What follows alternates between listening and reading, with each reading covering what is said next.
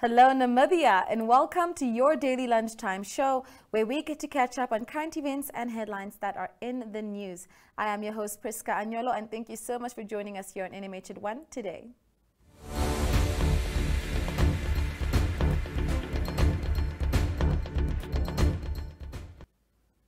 Stay tuned for news footage from Walvis Bay and Windhoek, and in today's COVID-19 update, we will look at contact tracing. But to start off the show, let's head on into our video inserts for today. Candidates of the new party called the Independent Patriots for Change, or IPC, has made big inroads in the Walvis Bay Council. Leandria Lowe attended last night's first meeting of the new elected leaders for this harbour town.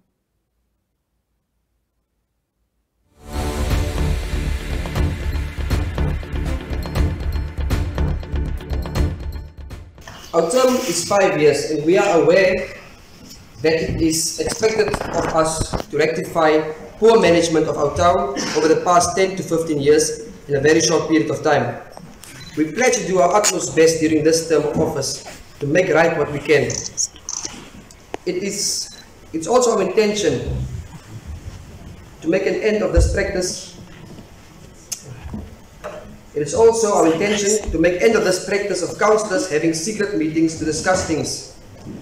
I refer to the practice of having so-called informal discussions and special management committee and special council meetings. The ordinary council meeting agendas makes provision for us as councillors to task our questions in an open council meeting, and we intend to do so. This will then also be the forum where the officials must provide their response to our questions. The same applies to all discussions at the special meetings, and we believe that all matters must be discussed at the meetings of the council that is open to the public, and we intend to do so. The next few weeks will be used to acquaint ourselves with the systems, practices, policies and laws, and then it will be full stream ahead to address the issues and challenges ahead of us. We as a collective, the collective of councillors, also want to assure the people of our town that we are committed to bring about the change so dearly needed. Please rest assured that we will present all the people of our town and not only the interest of few. To our predecessors, may you enjoy your rest. That the matter of the alleged missing millions be addressed urgently.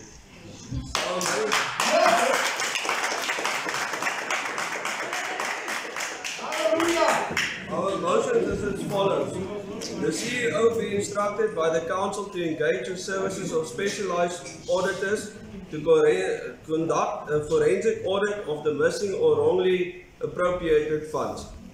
That these auditors be appointed by a latest Friday the 4th of December and to be given until the 15th December to finalize the audit. That the CEO then arrange a special council meeting no later than the 18th of December for him to present the findings of the auditors, and that the special council meeting be open to the public and the media. Thank you.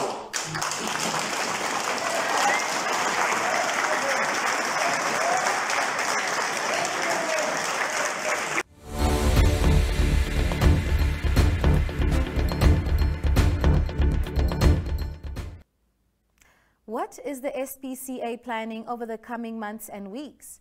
Yolanda Nell of Windhoek Express spoke to Hannah Rodden and a little animal friend. Do remember to follow news from the city as well as Rehoboth, Okahanya and Gobabis on Windhoek Express's Facebook page and website.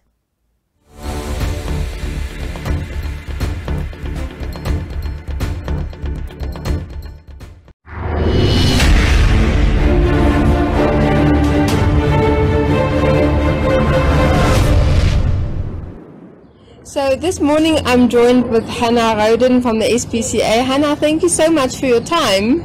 Thanks for coming. It's lovely to have you here. And who's joining us for this interview this morning? This morning we have Katie here. She's a sweet little puppy, and she is available for adoption. So if you're looking for a puppy, then this is the place to go. So Hannah, you have a lot of projects currently running before the year ends. Just quickly tell us about all these projects. Yeah, so we have quite a few initiatives. A couple of them are, we're selling Christmas cards. They're almost run out. So if you're still looking for some, I would definitely recommend you come now. We just put our 2021 calendar on sale, featuring Animal of the Year 2021, and that's Luki. So we ran a Facebook contest online. So I think he got over 700-800 likes or something like that. So yeah, he nagged the first prize. That's awesome. And how has this year been for the SPCA?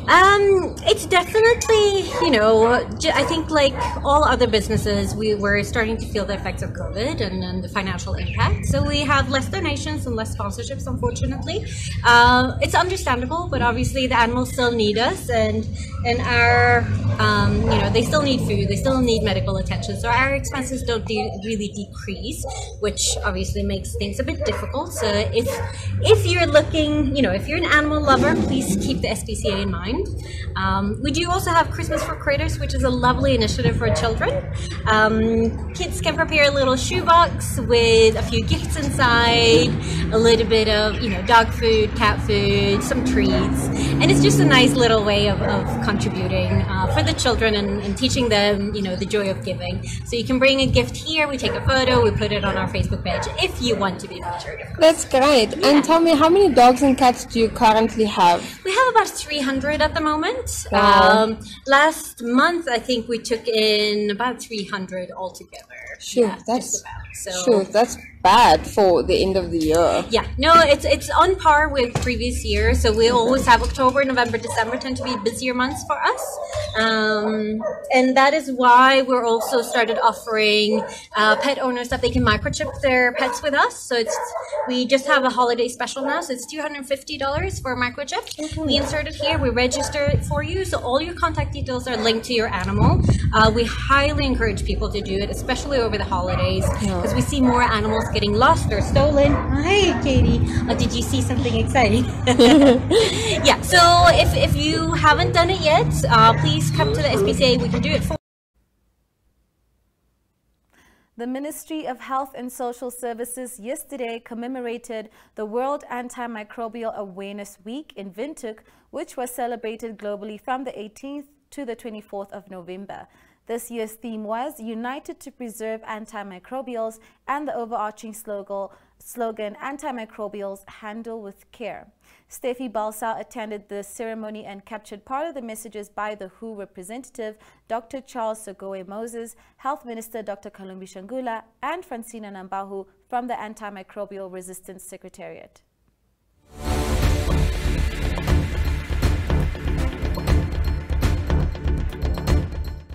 The cost of antimicrobial resistance to the economy is significant. In addition to deaths and disability, prolonged illness results in longer hospital stay, the need for more expensive medicines, and financial challenges for those who are impacted. Without effective antimicrobials, the success of modern medicine in treating infections, including doing major surgeries and cancer chemotherapy, will be at increased risk.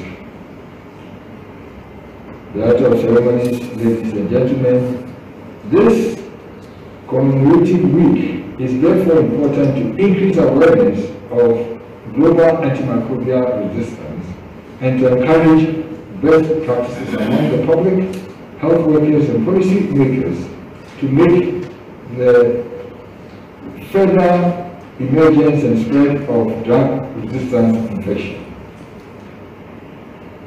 The theme for World Antimicrobial Awareness Week 2020 for the human health sector is therefore United to Preserve Antimicrobials. Call upon us all to come together to prevent drug resistance. Let me therefore highlight a few key messages along the theme that I just mentioned. 1. Always take antimicrobial medicines with proper medical oversight, including antibiotic antiviral, antifungal, antiparasitics. 2. Continue your required treatment even during the COVID-19 to prevent drug resistance. And thirdly, practice good hygiene to help stop the spread of infections. Beyond the week, it is important that actions are taken to implement our key messages. A global action plan to tackle the growing problem of resistance to antibiotic and other antimicrobial medicine was endorsed by the 68th World Assembly in May 2015. And also the risk of reversing the gains made possible by the effective treatment of previously curable infections such as tuberculosis and malaria. The larger the volume of antimicrobial preparation used, the higher the risk of developing antimicrobial resistance. According to data routinely collected by the Ministry through Pharmaceutical Information System, indicators from state health facility indicated about 43% of the outpatients received at least one antibiotic during the financial year 2019-2020. This is higher than the WHO recommended higher threshold of 35%. Evidence of resistance to antimicrobial from the Namibia Institute of Pathology also indicates that there is an increase in antimicrobial resistance in humans in Namibia. This is compounded by the increased use of antibiotics in aqua and agriculture sectors. This is due to increased demand for animal production, which leads producers to use antibiotics for growth enhancement to meet these demands. Underlying factors that drive AMR include weak or absent surveillance and monitoring systems, inadequate medicines quality assurance systems, interruptions in medicine supply, inappropriate and irrational use of medicines, poor infection prevention and control practices, poor diagnostic laboratory capacity, as well as insufficient research and development of new products. Now for Namibia, I think if one were to rate us as a country on our performance based on all these cases, we have so much gains that we already made. For example, our medicine control systems are in place. Our National Medicines Regulatory Council is doing its best. We have also the WASH and infection prevention control measures actively working within communities. Therefore, as well as our partners, including the NIP labs, are really doing their best to support and participate in antimicrobial resistance activities.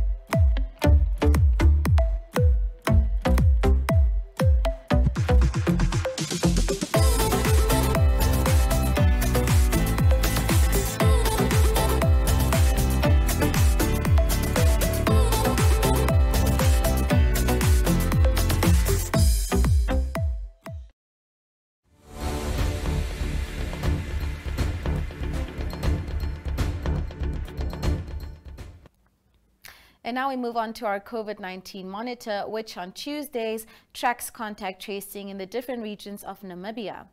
Over the 9 days up to Saturday, countrywide, 1,414 new contacts of confirmed cases were traced by health officials.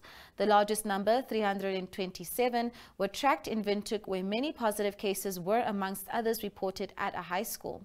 In Hardap region, 249 contacts were traced, 210 in Karas, 165 in Irongo, and 102 in Oshikoto. Hardap, with a total of 6,502 contacts traced, might surpass Irongo at the current trend.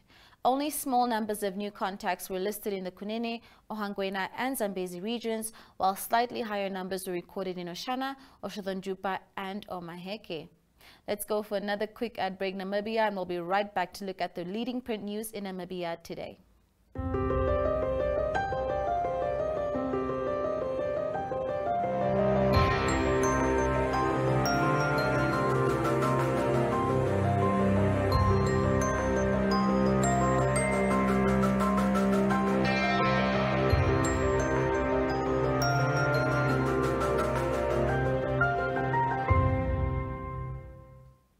Let's look at the front pages of our newspaper dailies. The Namibian Sun leads with a report about yesterday's triumphant news conference held by leaders of the Landless People movement and reports that Mandela Kapere of SWAPO will step down as chairperson of the Hardap Regional Council. Republican zooms in on details about a new court matter involving the accused in the fish rot scandal and, like all dailies, report on government's adjusted COVID-19 regulations. Allgemeine Zeitung's lead focuses on the political change brought about in Swakopmund. While the Namibian continues to focus on coalition politics following last week's elections, SWAPO has thus far only approved working together with councillors of the UDF and NUDO. In New Era, a former leader of SWAPO argues that the governing party needs to completely reinvent itself to salvage the trust of voters in a landscape that has dramatically changed over the last 3 decades. And now we move to